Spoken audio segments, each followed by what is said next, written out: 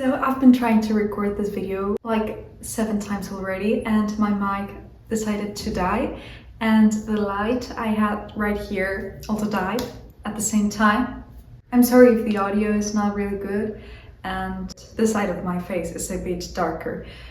But anyway, forgetting that, I was saying that I really enjoy making this type of videos where I share with you my reflections and some things I learned so that maybe I can help you also grow and learn new things. So for this video, what I want to share with you are some of my best tips and exercises to try and think further and have better ideas.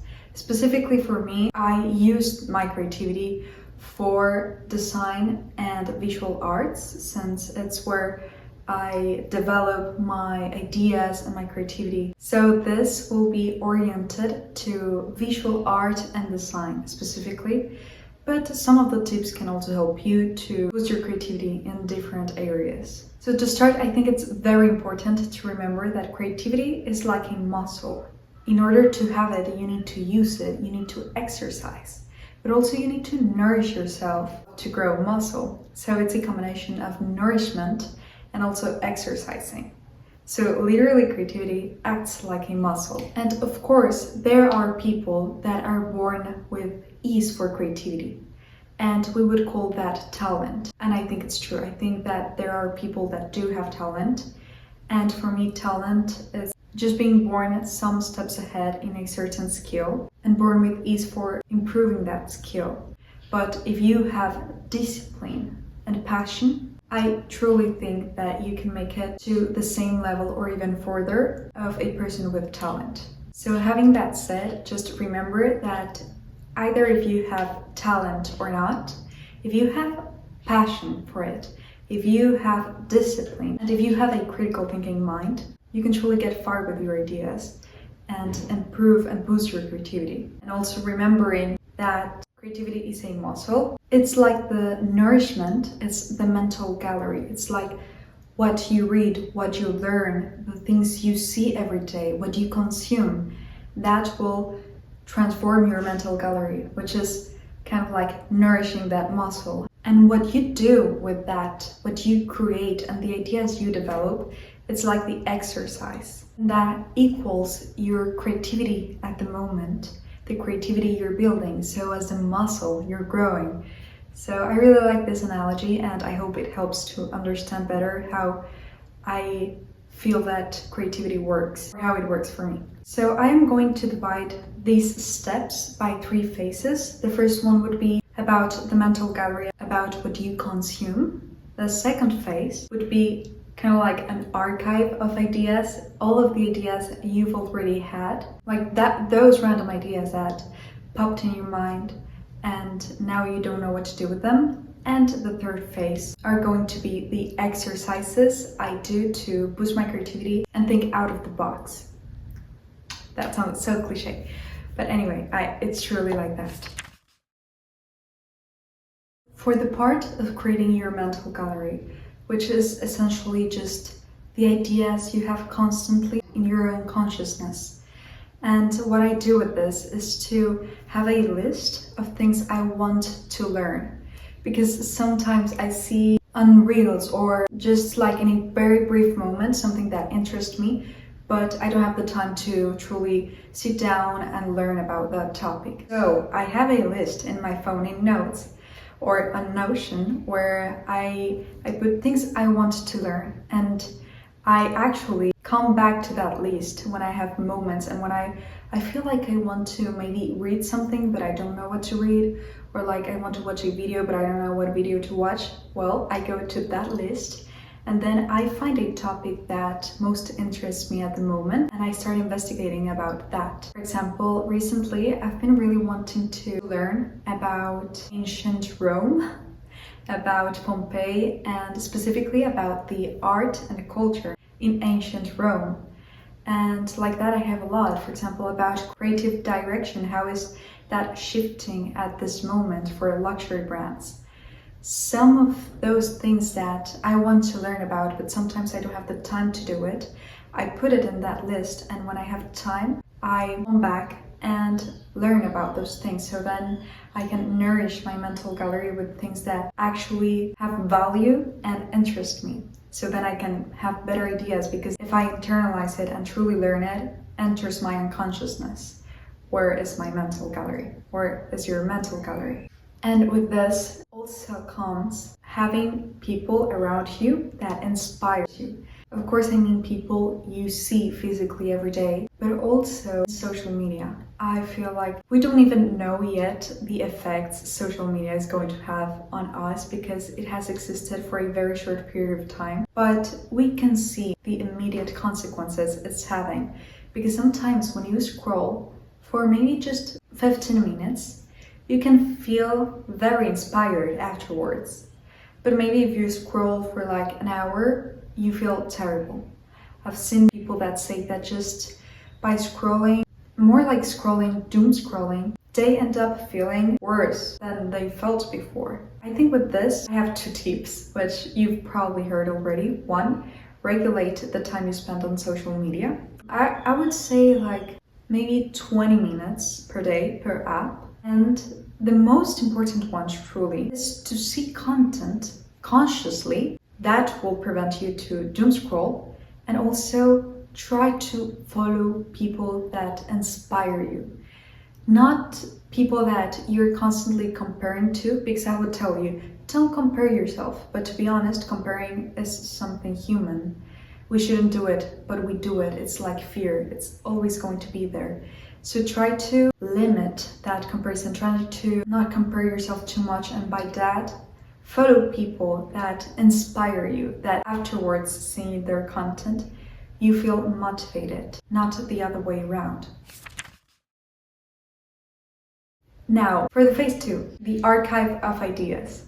Well, I call it that way because I have a huge list on my phone of ideas I've had while I'm in the car, while I'm about to go to sleep. Like those random ideas and random moments of the day, I have it in my phone, and some of them I pass them to my notebooks or to the actual idea, like I created. But I said it was embarrassing because I have too many of them at this point. The tip I wanted to give you is to do this, to have like a notebook or a note on your phone where you write everything that comes to your mind. Every idea, like it doesn't matter if it isn't that good. So then you can pass it to a different notebook or to a different note on your phone where you kind of filter the best ideas you had, and then you kind of collected these ideas and make an archive out of them. This purpose is not to be an archive, but to actually serve you as good ideas where you have a creative block or you don't know what to do. You want to do something, but you don't know what to do. Well, then you can come back to this list and maybe see an idea that you thought of months ago and say, well, it was actually a good idea. Why don't I do it now? So that's one. And the other one is specifically for those ideas that come to mind. I have in a specific notebook. It's this one. It's horrible, and I actually explained it briefly in my latest video, but I used it just at night when I'm about to fall asleep, because sometimes the best ideas that came to my mind were not when I was awake. It was when I was half awake and half asleep. In that moment, you know, where you're about to fall asleep, but you haven't. And I had a bunch of ideas that I thought they were good, but I never took the time to write them down because I wanted to fall asleep. So I didn't grab my phone and open notes or turn on the lights, and it was too much for me because I was practically asleep. So I have this notebook just aside my bed, really close with a pen. So with my eyes closed, I can just fill the notebook and kind of write the idea. So the next morning, while I still have the idea fresh in my mind, I write it clearly and with readable words, so then I can pass it through my collection of ideas that I soon need to do. So I think that should work also, because I've heard that a lot of people also have the best ideas at night. So maybe this tip of having like a night ideas notebook could help you too. So now for the actual exercises I do one that really helps me It's mainly for visual things, and it's to take an object or a concept. Specifically, this would work better with an object, with something you can see, and try to see it with different perspectives. Not only with a different angle, but try to take only its texture, maybe only its color, or its form, its general form, if it's organic or it's more geometric. And that's what you take from it. But also what you can try and do to challenge yourself is to take that object or that person, that concept, and represent it with different perspectives. For example, represent it as something 2D. Maybe it's something 3D, but you are going to represent it in a two-dimensional form. Or maybe it's something 2D. You do it 3D, or maybe have 3D, have 2D. And that doesn't mean like you need to do a 3D model for it. You can choose a different form of representation, such as sculpture, as a garment, as a drawing. It doesn't have to be like a 3D model when I'm referring to 3D. Also, not only with dimensional forms, also like the color. Maybe take something that's in its normal colors and change completely their colors. A good example for this would be pop art, or for example, like take a croissant and make it blue. Like it's just changing the color, but it's already very different. It gives a different idea. Also with lights and shadows. Maybe if you're painting a face, instead of painting it with natural light and with a front light, think about painting it with nadir light, which is a light that comes down from your head, and it's mainly used for scary movies. But this was just an example. Like, try to play with the shadows and lights. Like, for example, there's a beautiful artwork of Remedios Varo, which is an artist I love. It's a surrealist artist, and I just remember, I didn't thought of this example, but she has an artwork where the man is standing and his shadow is himself. She inverted the man and the shadow. So that's kind of the thing I mean with playing with shadows and lights. It doesn't have to be exclusively for painting. Also, if you're doing an exhibition, maybe play with the lights and with the colors of the lights and with the shadows they create. I've seen also like people that do sculptures with garbage, literally garbage, and the sculpture doesn't mean much until you turn on the light that comes from a specific angle and you see the shadow, and the shadow, it's actually representing something. Also, try to get inspired from different cultures, and I need to be very careful with this because I don't mean like appropriate a culture. No, just get inspired. Maybe that helps open your eyes and gather new ideas. For example, Yves Saint Laurent got really inspired by a trip he took to Africa, and he made a collection about it, and also with different time periods. For example, I think everyone has thought of this, like, what would a person from the 1700s think of today? If they saw internet, what would they think of it? And that could help you create a story, but also maybe a painting where people from that time period are doing things of today. And with that, you can also transmit an idea. You can maybe help people think outside of their minds and realize how much the world has changed. Or I don't know, this was just an example, but you can play with that, with different time periods even. So a focus and a blur. I've seen it a lot printed on fabrics.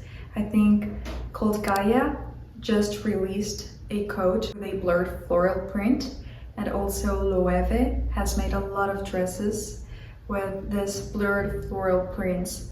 And this does not have only to be with fabric, but also with photographs, even with sculpture. Maybe you can try and represent this blurriness and movement that it comes with photography and painting. And also, aside from this specific ideas, I also think that a good exercise to boost your creativity is to challenge yourself, to let yourself be a beginner in a certain skill. Try to learn new things that maybe aren't related to the field where you want to develop your creativity on. Maybe if you want to paint or do sculptures or design, maybe try cooking something. Maybe try to do a different sport you've never done before. Of course, if you enjoy it, the point of this is not to be harsh on yourself or to be something you're not. It's just to do something different that you also enjoy. Because sometimes resting your mind from trying to be creative and trying to produce ideas and create, maybe you don't need to spend more time creating. Maybe you can create better things and create more with a short period of time because you have better ideas, because you have also been nourishing different parts of yourself. Like I said, there are a lot of things to do, like cooking, reading books, doing exercises, learn about plants. Yeah, there are endless options, but I think that actually helps you to challenge yourself in different things you have never done before. So these were some of my tips and some of the exercises I do to boost my creativity that actually help me. And to conclude, I wanted to say that there is no such thing as running out of creativity. So use it without fear, use it without a mindset of scarcity, use it as if it's never going to run out, because it truly never is. When you create more, you are boosting more your creativity, you're growing your creativity, like the analogy with the muscle. So don't be afraid of creating. Of course, everyone has creative blocks at a point in our lives. Don't be afraid of create things that aren't the best ideas you've had or aren't done perfectly. Just let yourself create. And this was all for this video. I hope these ideas truly help you, and if they do, let me know. And if you also have certain strategies you use to boost your creativity, feel free to leave them down in the comments, and see you in the next video.